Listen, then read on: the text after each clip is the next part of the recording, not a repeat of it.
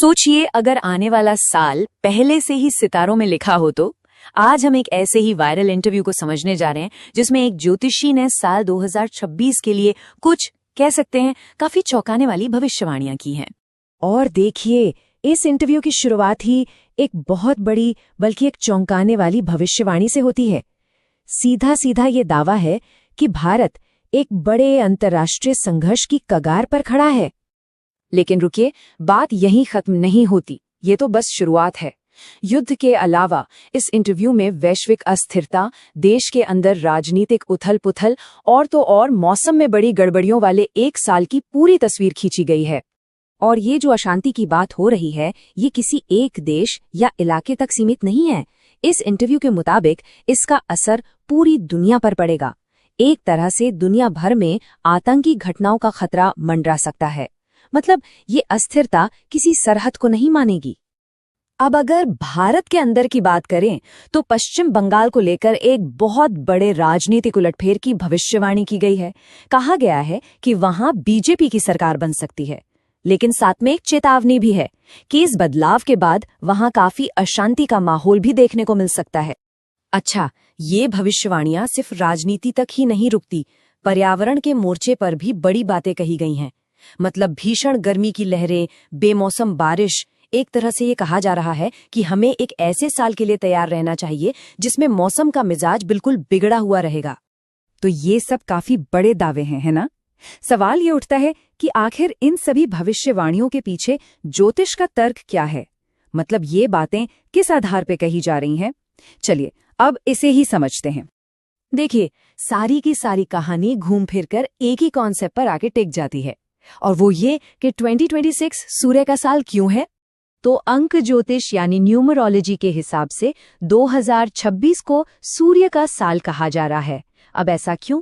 क्योंकि जब हम इसके अंकों को जोड़ते हैं 2 + 0 + 2 + 6 तो ये बनता है 10, और न्यूमरोलॉजी में 1 + 0 हो जाता है 1, और ये जो नंबर 1 है इस पर सूर्य का शासन माना जाता है। अब ज्योतिष में सूर्य को पिता का और शनि को पुत्र का प्रतीक माना जाता है, तो ये साल एक तरह से पिता और पुत्र के बीच के टकराव को दिखाता है। एक तरफ है सूर्य यानी अधिकार और अनुशासन, और दूसरी तरफ है शनि यानी विद्रोह और चुनौती। और कहा यह जा रहा है कि यही संघर्ष पारिवारिक रिश्तों से लेकर दुनिया की राजनीति तक हर चीज पर अपना असर डालेगा। तो ठीक है, ये तो हुई ग्रहों की बात, लेकिन इस पूरे ब्रह्मांडीय संघर्ष का हमारी आपकी जेब पर क्या असर पड़ेगा? इंटरव्यू में इस बारे में भी कुछ बहुत खास बातें बताई गई हैं कि अर्थव्यवस्था पर इसका असर कैसा दिखेगा। तो अगर कोई ये सोच रहा है कि भाई पैसा लगाएं तो लगाएं कहाँ, तो इस ज्योतिषी के हिसाब से कुछ बहुत ही साफ साफ इशारे हैं कि 2026 में क्या चलेगा और क्या नहीं। एक भविष्यवाणी तो सच में चौंकाने वाली है। अनुमान ये है कि 2030 तक 10 ग्राम सोने की कीमत 5 लाख रुपए तक पहुंच सकती है, और ये जो तेजी है इसकी शुरुआत 2026 से ही हो जाएगी। तो कुल मिलाकर जो निवेश की रणनीति सुझाई गई है वो ठोस चीजों पर टिकी है। मतलब प्रॉपर्टी, सोना, चांदी, इन पर ज्यादा जोर है।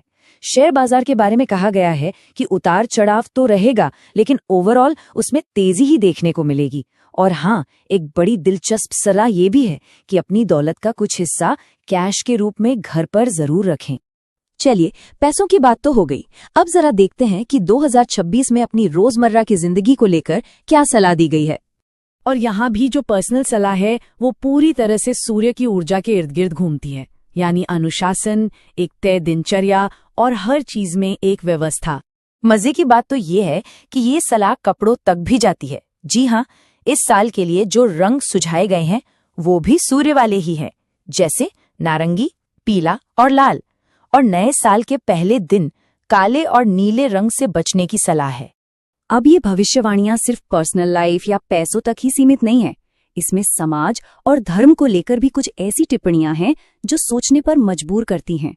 जैसे कि ये एक बयान देखिए जिसमें कहा गया है कि सनातनियों का सबसे बड़ा दुश्मन कौन है? खुद सनातनी।